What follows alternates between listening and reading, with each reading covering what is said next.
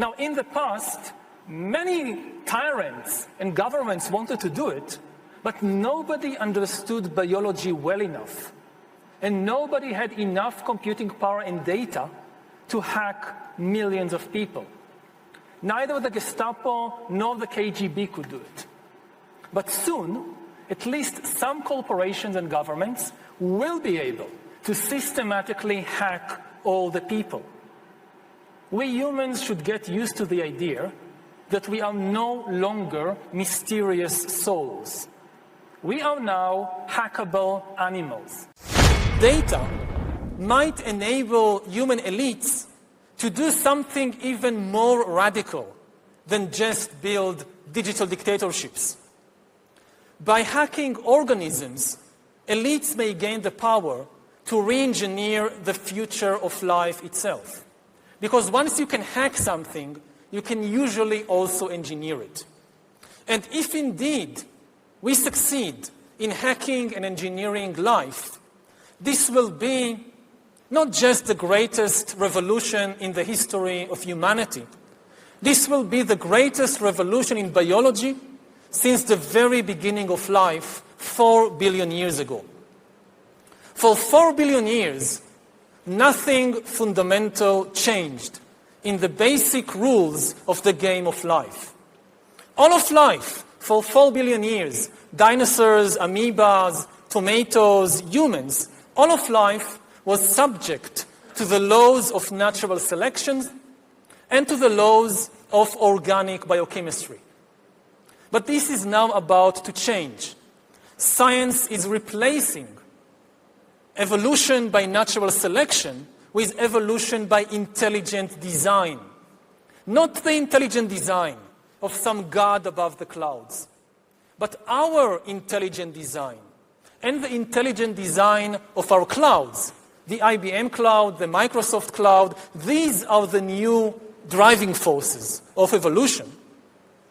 And at the same time, science may enable life, after being confined for 4 billion years to the limited realm of organic compounds, science may enable life to break out into the inorganic realm.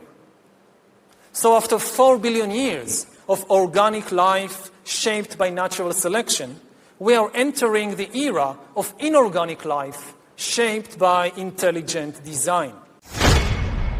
So does the data about my DNA, my brain, my body, my life, does it belong to me or to some corporation or to the government or perhaps to the human collective?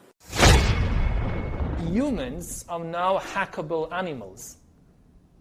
You know, the whole idea that humans have, they have this soul or spirit and they have free will and nobody knows what's happening inside me. So whatever I choose, whether in the election or whether in the supermarket, this is my free will, that's over. Free will, that's over. That's over.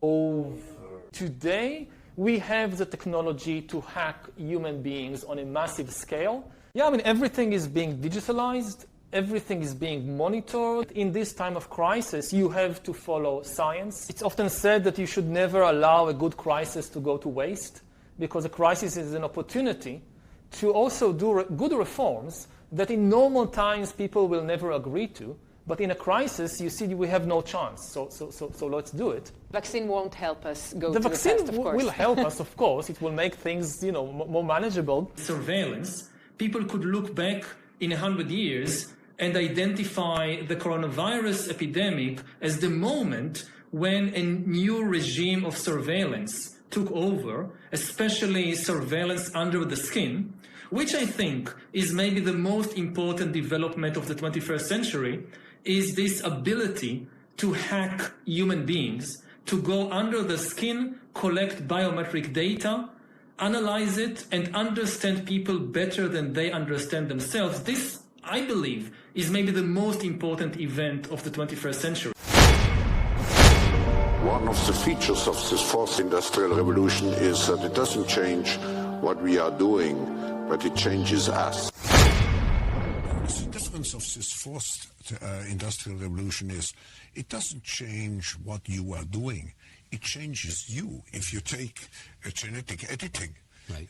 Just as an example, it's you who are changed. And of course this has a big impact on your identity. Yeah. And offers certain kinds of possibilities that have to be careful about. You know, when you began to do that kind of gene editing, some people worry that you are changing what it means to be human. That's the problem. And of course, the new industrial revolution offers us many opportunities, but it raises manifold questions on the ethical, but even legal implications. And we have to be prepared for it, and that's what we want to do in Davos next year. Talk about technology and how the ways it can be deployed, that contribute to growth rather than exacerbate unemployment. How will that implement itself? It's a big question mark, because there is a fear that technology, robots, just to take one you get element, productivity from machines. Exactly, and it replaces maybe the workforce or jobs faster than we can replace them with new jobs. Not everybody can be a robot polisher and so on, so there will be new jobs.